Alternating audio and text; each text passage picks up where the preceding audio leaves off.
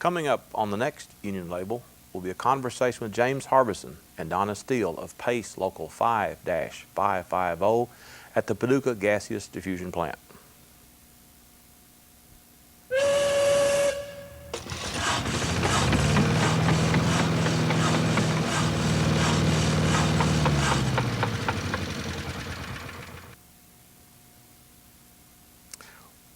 Welcome to the program.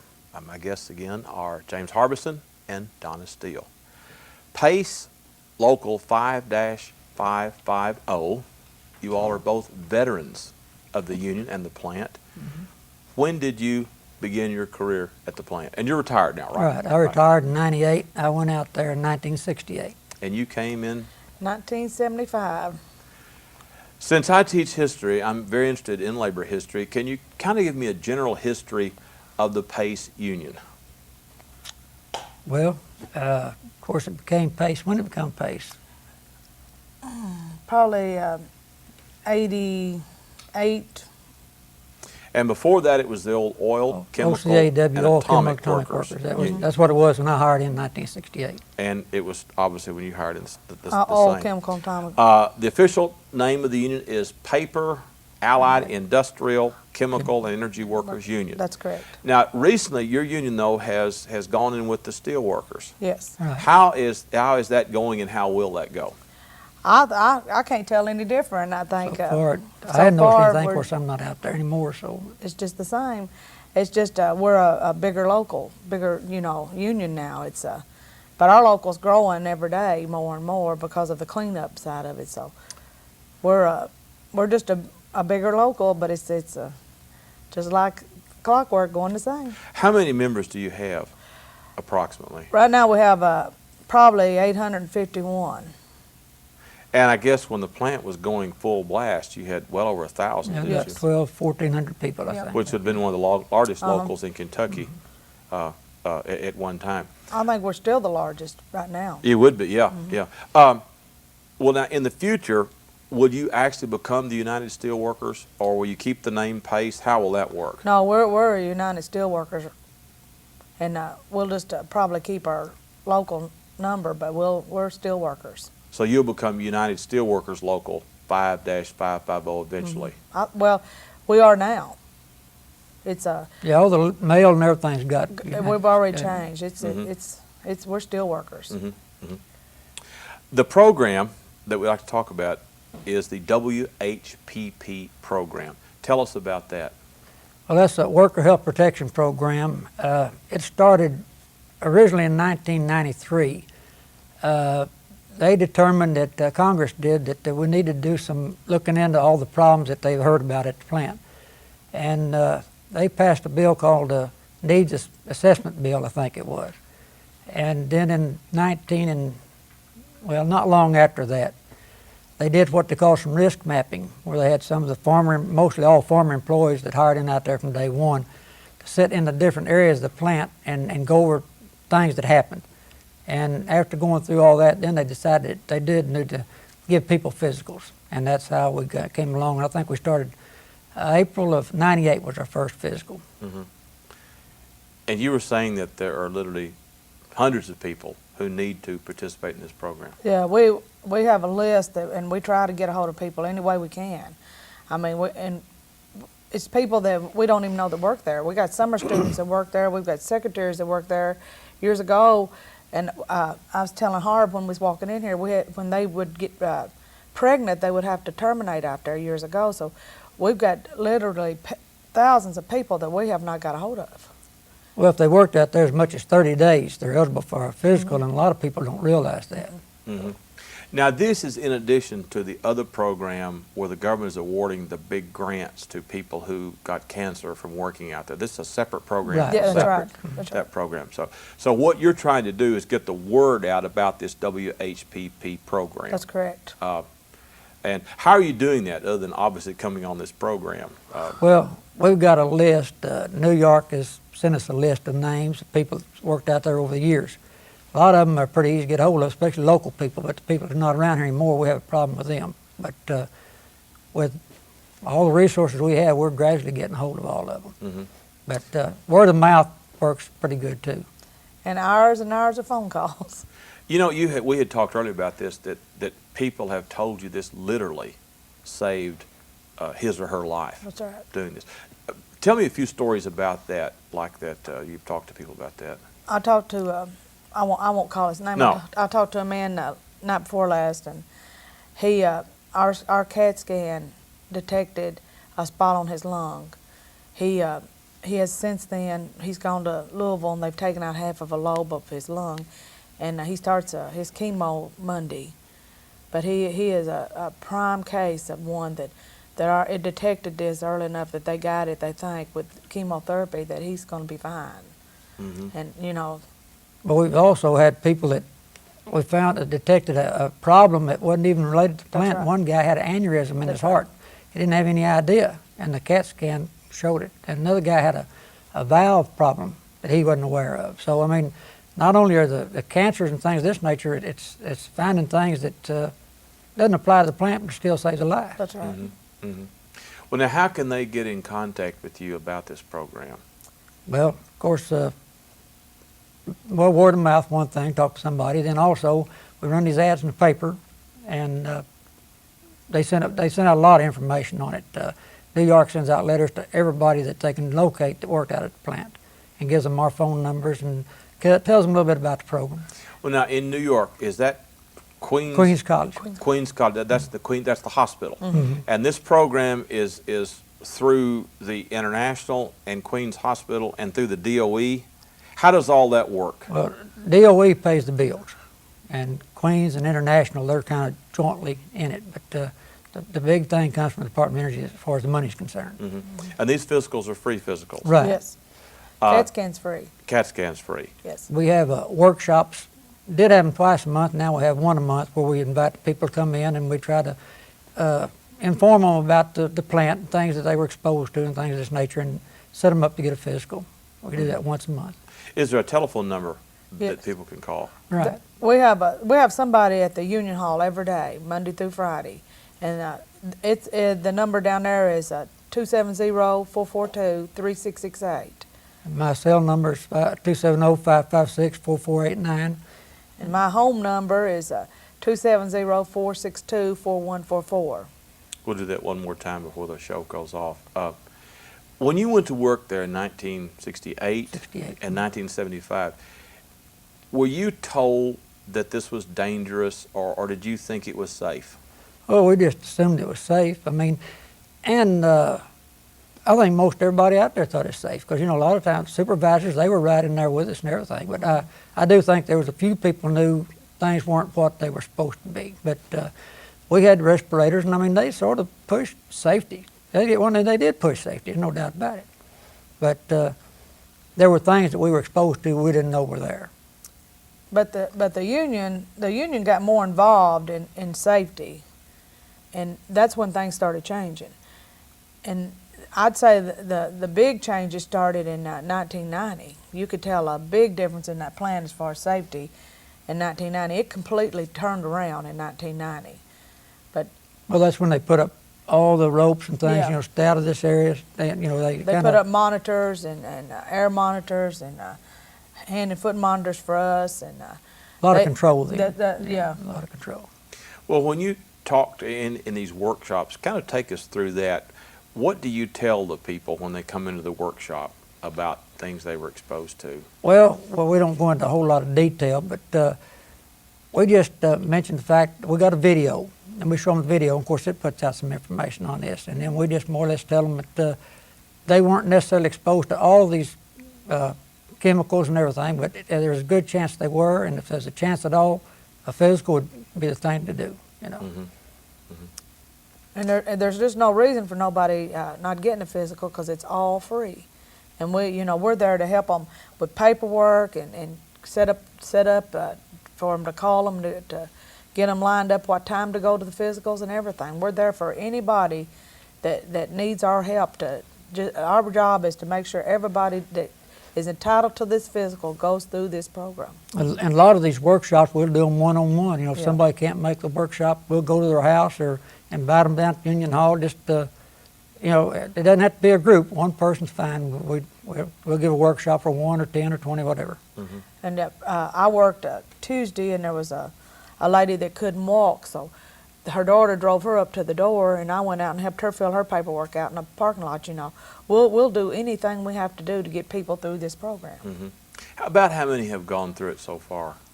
Close to 3,000 27, 2,800 people. Here in so, Paducah? Yeah, just from Paducah plant.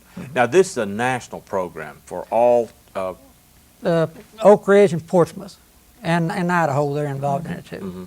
those are the big, I guess, Right. four big Four, yeah. facilities. Yeah, yeah.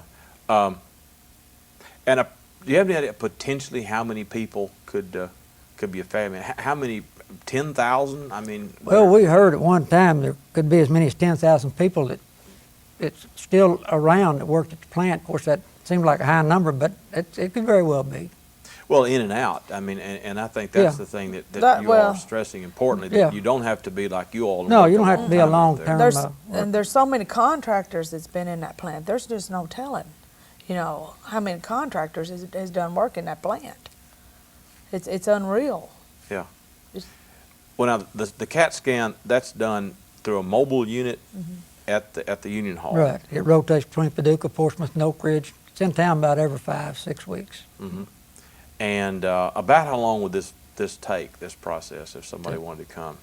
Well, they come in the Union Hall, do some paperwork, probably 5 minutes, and then a CAT scan maybe 4 or 5. So 10 minutes you've taken care of the whole works. Do they get the results immediately? No, they send them to New York, but the people, if they'll look at them and the person has a scan, if there's anything at all out of the ordinary, they'll contact them within 10 days. So they don't just lay them around and, you know, wait. They Right. look at them pretty shortly after they get them. Yeah, yeah. The other program, let's talk about the other program too, the grant of the money. How's that program proceeding? Lots of people have gotten their money from that, but I'm sure there are lots more. Well, yeah, and there will continue to be, you know, as long as the program's in existence. Because, you know, the latency period on a lot of this stuff is 15, 20 years. So, you know, there's Yeah. people worked out there, you know, that were left in the last 10 years that they still got another 20 years down the road or so that they could come down with something. So that program is duration, more or less. That's right. Well, now, do you all work with that program as well? We work with them. We send them people over there that we find that hadn't gone to them. They send us people that hadn't gone through us. So we work with them. Have a real good relationship. When you went to work out the plant, I mean, of course, this was a good-paying union industrial job, and did you really think this was a terrific thing? Oh gosh, yeah. You know, and like I say, you know, they could have told me everything I was going to be exposed to, and I still took the job because I had, well, at that time I had 2 kids, and I needed a job. But they probably should have made us aware. Like I say, even though I would have took the job anyway. And I would have too. I still work there, and I've had a good life, you know, because of that plant. I've took care of a lot of my kids because I worked there, and I would have went to work there too because I needed a job also. And It's still a good job, you know. That's it's right. always been a good job. Just a few things, you know, they just failed to do or whatever. There was an article in the Courier Journal recently about phosgene gas out there. What about that? Have you all looked into that? Well, I remember reading an article.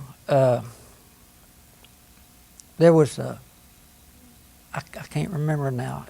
They were shooting a cell with CLF3, I think, and I think when it hits moisture or something, I think it turns to phosgene gas. But I'm just not that familiar with it.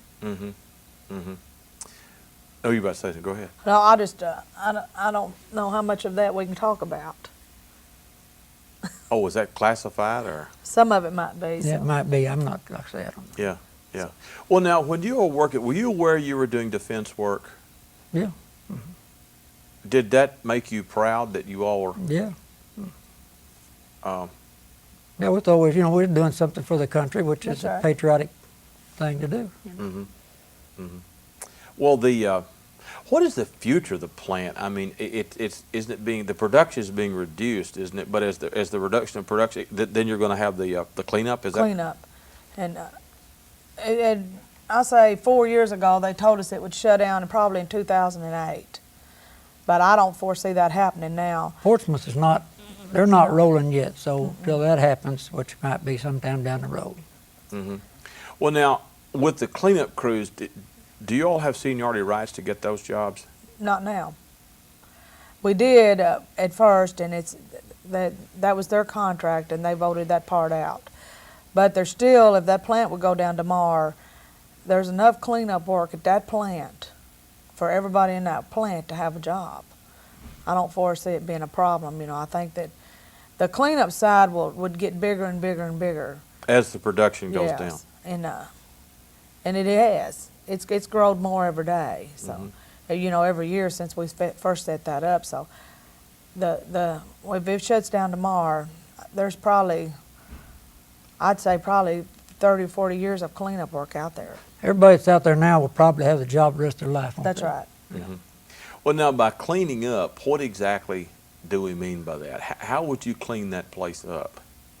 They're out there right now. They're tearing things down, and they're drumming it. Putting it into metal drums. They decon it, and Now, but what do you mean by decon? Well, we got a decon crew, and they go in and try to clean it up. I mean, decontaminate it? Yes. How do you do that with this stuff? Because, and I know nothing about nuclear stuff, but you hear these stories that this stuff has a half-life of 10,000 years, or it's deadly for 10,000 years. How do you work with stuff like that? Well, some of it you can't decon, but you can control it by painting it or something to get it into drums or you know, and some of it can be cleaned up with just warm water and soap. A lot of it they're just isolating from. Yeah, isolating it in a spot and putting it in something. That's what they're doing. Well, now, so you isolate it, putting these drums, do you cover these drums with something, or?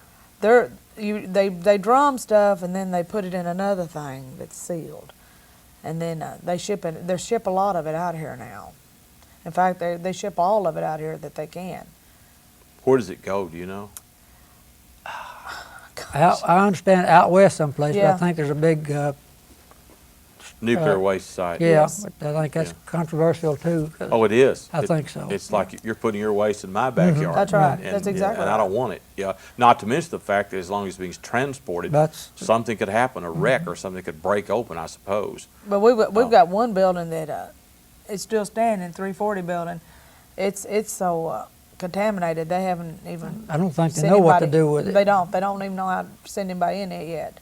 So the cleanup work that's going on right now is jobs that they can decon or you know seal it where they can get it, you know. But there's spots that's really bad out there that.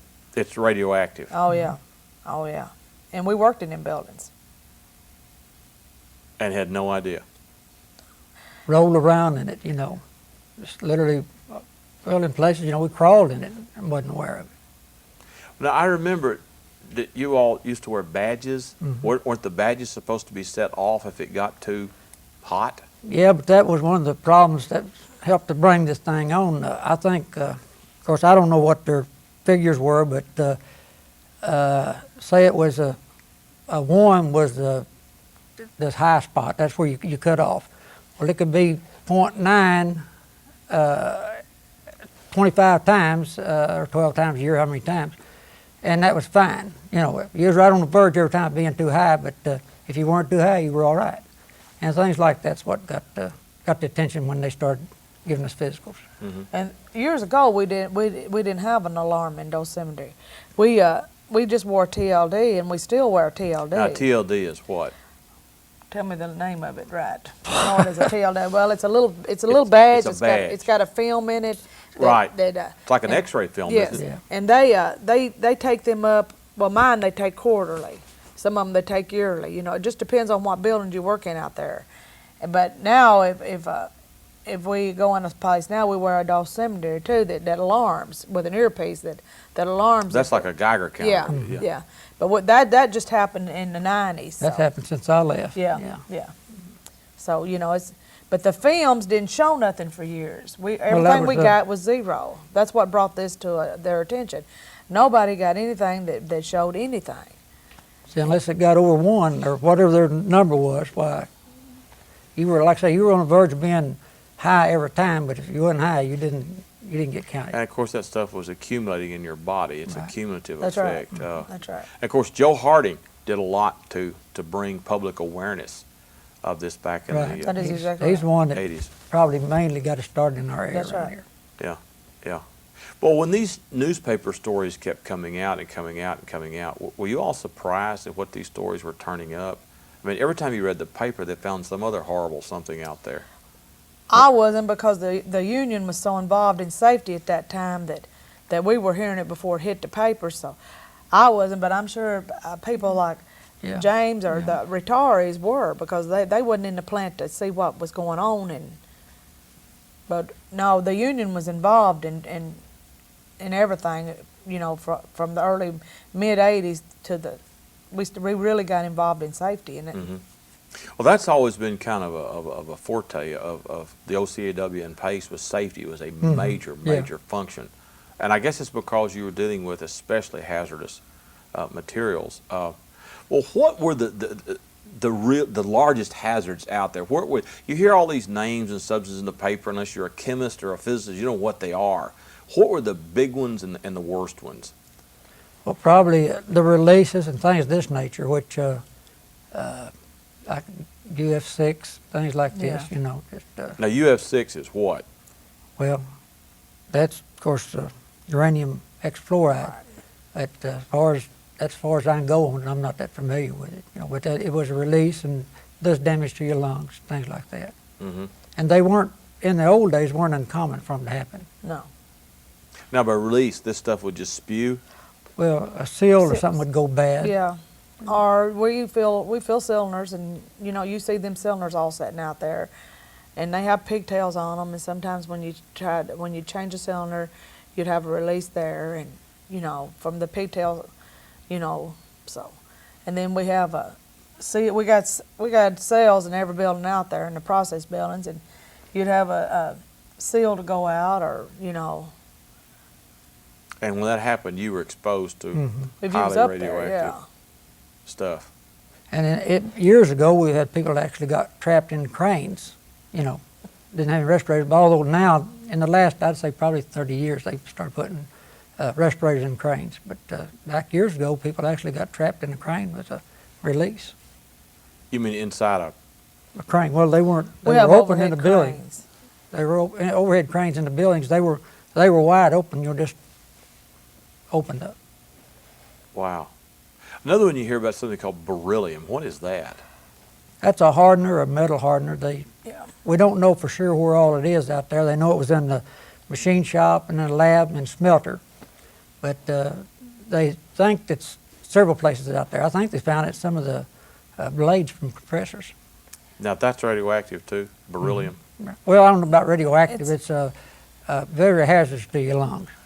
Probably not radioactive, maybe. Yeah, it attacks your lungs just about like asbestosis does.